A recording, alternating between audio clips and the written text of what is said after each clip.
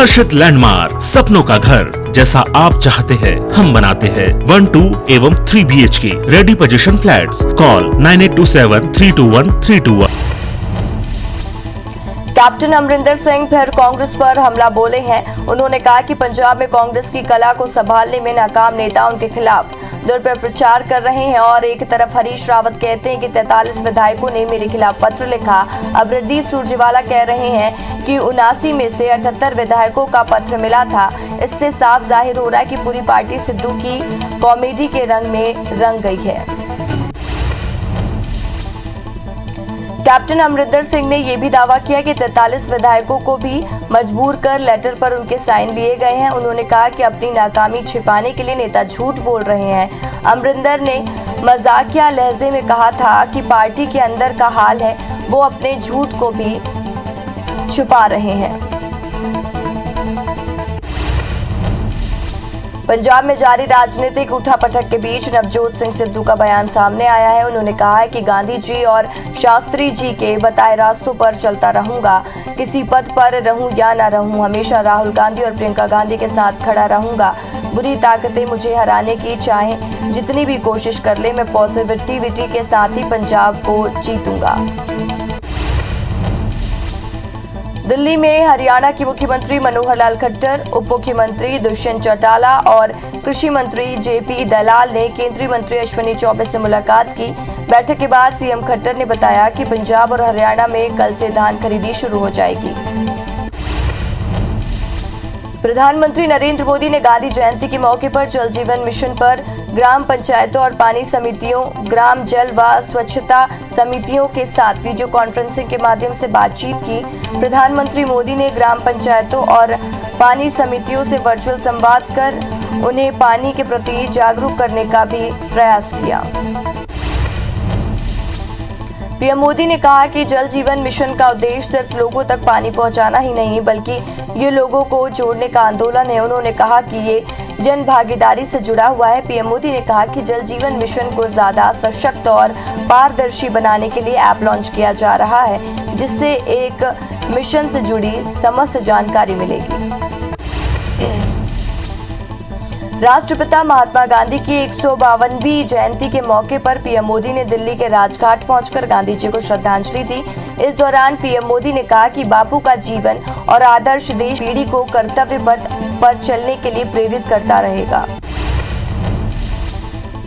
देश के पूर्व प्रधानमंत्री लाल बहादुर शास्त्री की 117वीं जयंती पर पीएम मोदी ने शास्त्री जी को श्रद्धांजलि दी। केंद्र शासित प्रदेश लद्दाख में भी गांधी जयंती को बेहद खास ढंग से मनाया गया। बापू की जयंती के मौके पर लेह में हाथ में बना सबसे बड़ा खादी का तिरंगा झंडा फहराया गया। इसको जानकर घाटी में लाया गया है।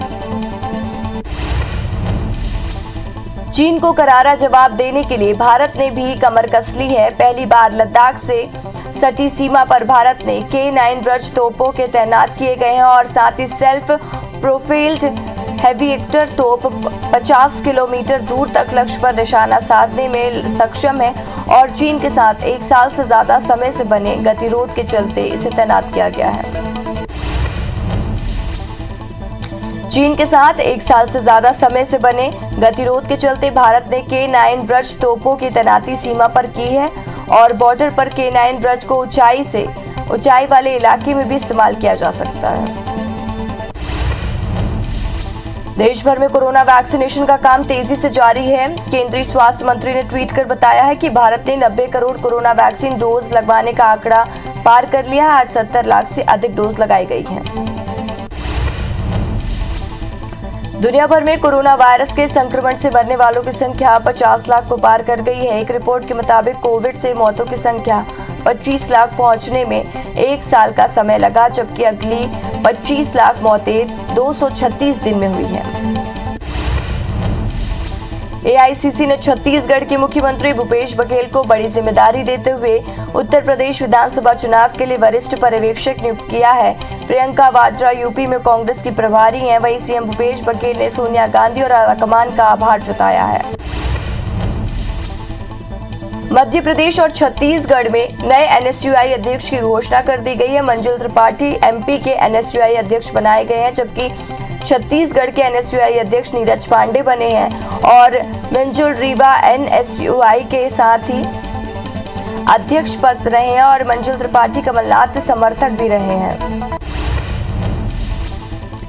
अपने बयानों को लेकर चर्चा में रहने वाले एमपी के वन मंत्री एक बार फिर से वायरल वीडियो के पर चर्चा पर हैं और वायरल वीडियो में मंत्री शाह की जुबान फिसल गई और वे खंडवा लोकसभा उपचुनाव में बीजेपी को एक भी बूथ ना जीते देने की बात कर रहे हैं। जब मंत्री जी को अपनी इस गलती का एहसास हुआ तो उन्होंने फिर एक बयान जारी कर सफाई दे दी।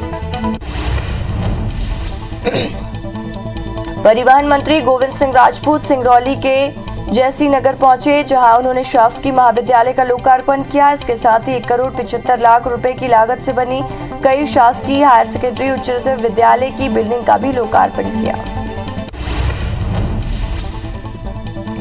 नीमच में जावत पहुंचे सीएम शिवराज ने गांधी जी की प्रतिमा पर माल्यार्पण कर उन्हें श्रद्धा सुमन अर्पित किए।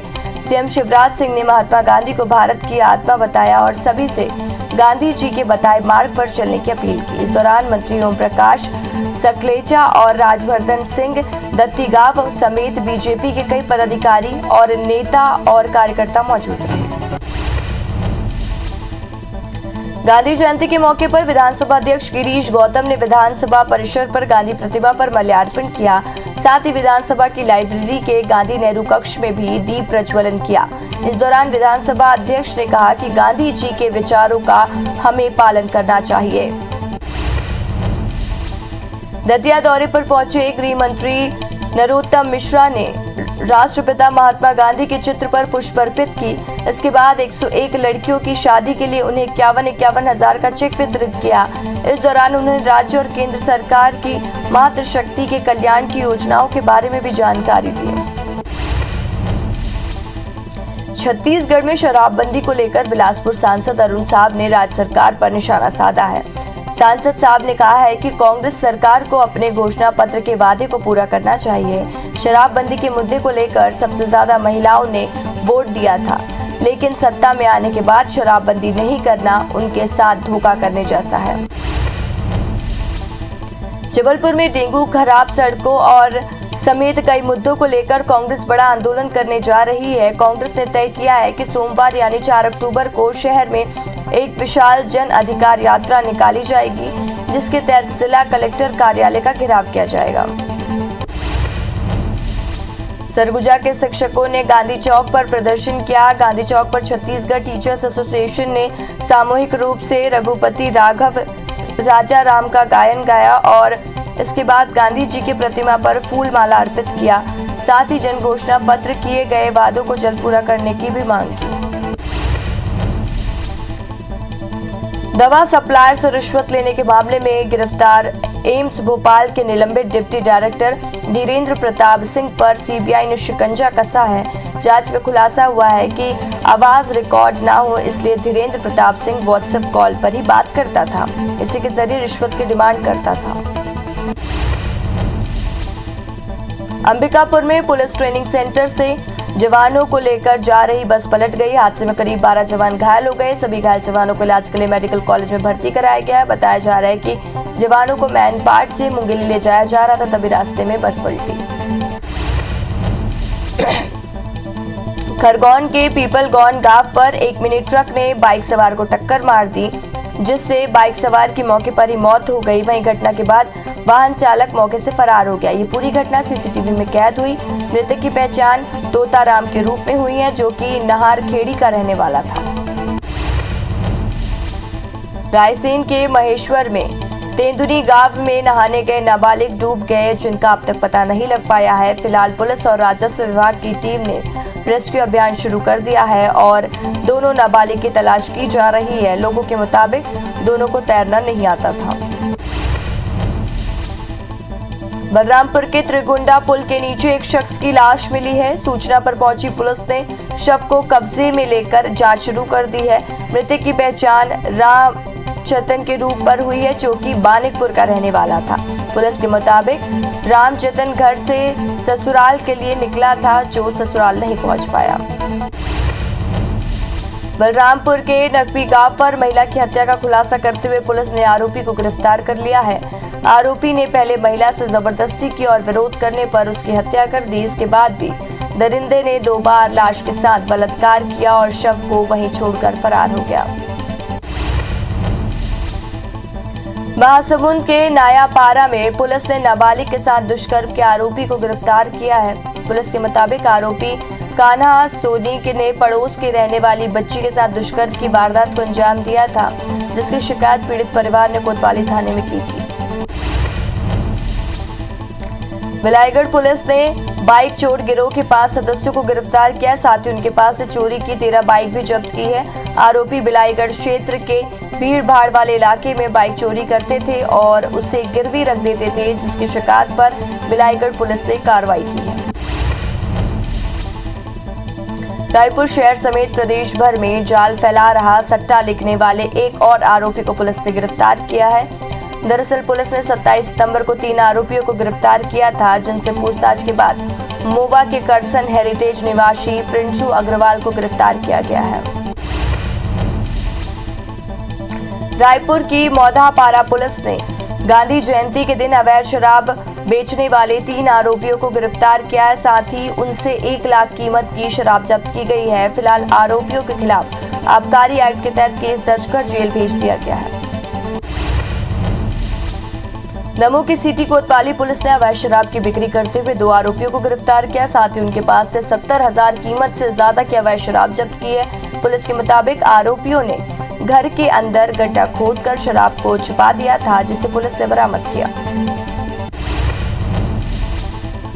बस्तर के लोंडीगुड़ा पुलिस ने मवेशी तस्करों के खिलाफ कार्रवाई करते हुए एक आरोपी को गिरफ्तार किया, साथ ही उनके पास से 12 से ज्यादा मवेशी बरामद किया है। पुलिस के मुताबिक कार्रवाई के दौरान ट्रक ड्राइवर मौके से फरार हो गया, लेकिन हेल्पर को गिरफ्तार कर लिया गया है।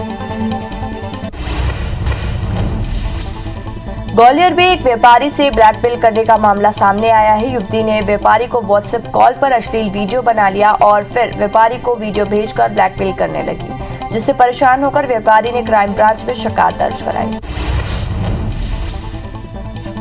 होशंगाबाद में एक युवती ने बाइक सवार युवक की जमकर पिटाई कर दी, जिसका वीडियो सोशल मीडिया पर वायरल हो रहा है। लोगों का कहना है कि ऑटो गैरेज लाइन के सामने युवती बाइक सवार से विवाद करने लगी। इसके बाद उसके साथ मारपीट की। ये ड्रामा 5 मिनट तक चलता रहा। मामले में कोई शिकायत नहीं हुई है। भोपाल में गांधी जयंती के अवसर पर नगर निगम ने सफाई कर्मचारियों के सम्मान के लिए कार्यक्रम का आयोजन किया, जहां निगम प्रशासन ने पहले सफाई कर्मचारियों का सम्मान किया, फिर नगर निगम कमिश्नर समेत तमाम वरिष्ठ अधिकारियों ने सफाई कर्मचारियों के साथ क्रिकेट मैच खेला। जबलपुर में गांधी जयंती के मौके पर खास कार्यक्रम का आयोजन हुआ, जहां साधु संतों की मौजूदगी में नर्मदा नदी में 1.25 लाख मछलियों का दान किया गया। सबसे पहले साधु संतों के साथ मां नर्मदा की आरती की गई, जिसके बाद 1.25 लाख मछलियों को नर्मदा नदी में छोड़ दिया गया। कटनी के कैमूर थाना में सभी स्टाफ ने गांधी जयंती के अवसर पर अपने जीवन में शराबबंदी का पालन करने का शपथ लिया और इसके बाद एक विशाल रैली निकाली गई, जिसमें पुलिस बल के साथ ही आंगनबाड़ी कार्यकर्ता और स्कूली बच्चों ने भी हिस्सा लिया, जिसमें से 2 से 8 अक्टूबर तक शराबबंदी सप्ताह का आयोजन किया गया।